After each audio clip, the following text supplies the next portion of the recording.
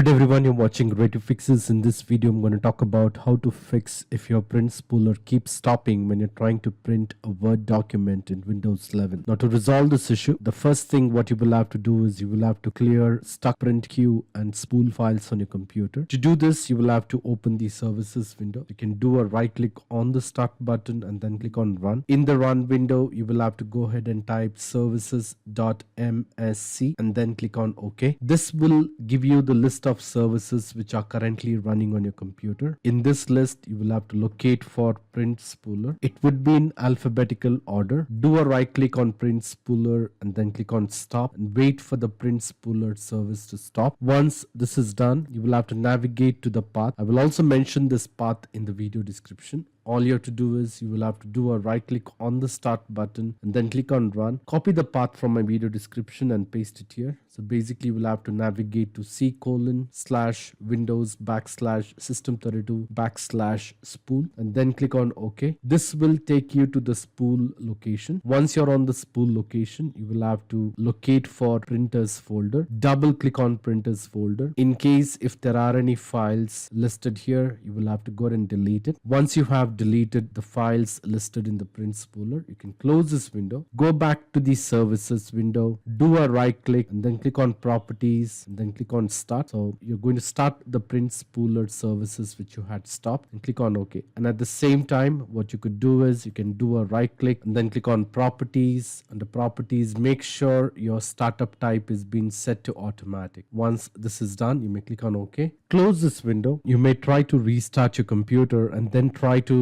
print a document in Word and check if your issue has been resolved. So all this steps should definitely fix the problem. In spite of trying all this step, if you're still facing a problem, I would suggest you to leave me a comment in the comment section so that I can come up with the possible solution. I hope this video was useful. In case if you like this video, please make sure to hit the like button and do not forget to subscribe to my channel.